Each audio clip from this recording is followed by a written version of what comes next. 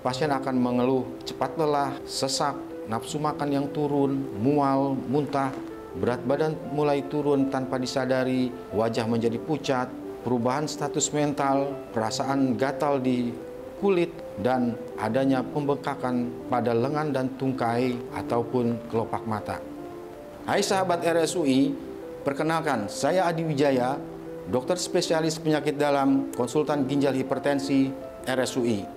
Tahukah sahabat bahwa gagal ginjal kronik menempati urutan ke-18 penyebab kematian terbanyak di dunia. Angka ini meningkat cepat dibandingkan tahun 1990 yang hanya menempati urutan ke-29. Yuk kita kenali gagal ginjal kronik dalam video ini. Gagal ginjal kronik didefinisikan sebagai suatu kelainan fungsi ataupun struktur daripada ginjal yang berlangsung selama lebih dari 3 bulan. Pada keadaan ini, ginjal kehilangan kemampuan untuk mempertahankan volume dan komposisi cairan di dalam tubuh. Hipertensi dan diabetes masih merupakan penyebab utama gagal ginjal kronik, diikuti oleh glomerulonefritis atau peradangan glomerulus. Faktor-faktor risiko yang dapat menyebabkan gagal ginjal kronik dapat berupa paparan zat-zat nefrotoksik seperti pada penggunaan obat-obat anti nyeri non-steroid, penggunaan obat-obat herbal yang tanpa aturan, penggunaan obat-obat antibiotika dan kemoterapi. Infeksi dan batu ginjal dan saluran kemih yang berulang dapat merupakan faktor-faktor risiko. Penyakit-penyakit penyerta seperti diabetes, hipertensi, autoimun, atau penyakit-penyakit infeksi kronik lainnya juga dapat menyebabkan faktor risiko terjadinya gagal ginjal kronik. Yang tidak kalah pentingnya adalah riwayat keluarga yang menderita penyakit ginjal dapat merupakan salah satu faktor risiko gagal ginjal kronik. Gejala gagal ginjal kronik sangat bervariasi, mulai dari urin yang berdarah, urin yang berbusa, produksi urin yang berkurang. Pada tahap-tahap lebih lanjut, pasien akan mengeluh cepat lelah, sesak, nafsu makan yang turun, mual, muntah, berat badan mulai turun tanpa disadari, wajah menjadi pucat, perubahan status mental, perasaan gatal di kulit atau disebut juga pruritus, dan adanya edema perifer atau pembengkakan pada lengan dan tungkai ataupun kelopak mata. Sesuai dengan definisinya, gagal ginjal kronik merupakan suatu kelainan struktur ataupun fungsi ginjal yang berlangsung selama lebih dari 3 bulan. Indikator untuk menegakkan diagnosis gagal ginjal kronik berupa penurunan laju filtrasi glomerulus kurang dari 60 ml per menit per 1,73 meter kuadrat, adanya protein urin, adanya sedimen urin, adanya kelainan histologi, dan pada pemeriksaan pencitraan didapati kerusakan pada ginjal.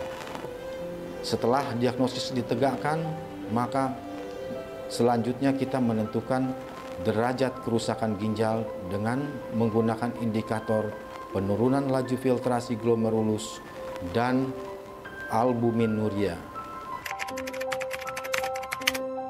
Pengobatan gagal ginjal kronik terbagi menjadi 2 tahapan. Tahapan pertama yaitu tahapan terapi konservatif, yaitu bertujuan untuk mencegah terjadinya perburukan fungsi ginjal yang progresif melalui pendekatan diet, pembatasan asupan cairan, garam, kalium, protein sesuai dengan arahan dokter. Tahapan yang kedua, terapi pengganti ginjal, direkomendasikan untuk pasien dengan laju filtrasi glomerulus kurang dari 15 atau gagal ginjal stadium 5. Metode-metode yang sering digunakan yaitu hemodialisis, continue ambulatory peritoneal dialisis atau dikenal sebagai CAPD, dan transplantasi ginjal.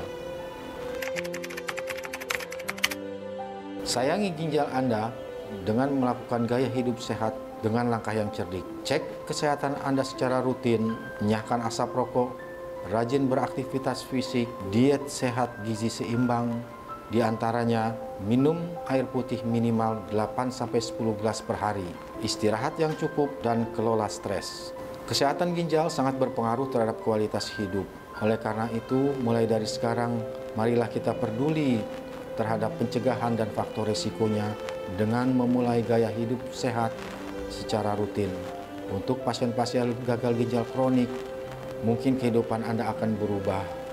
Namun, Anda masih bisa hidup berkualitas dan bahagia. Tetaplah semangat, berikan waktu terhadap tubuh Anda untuk beradaptasi terhadap kondisi ini. Anda tidak sendirian, masih banyak orang yang akan membantu Anda.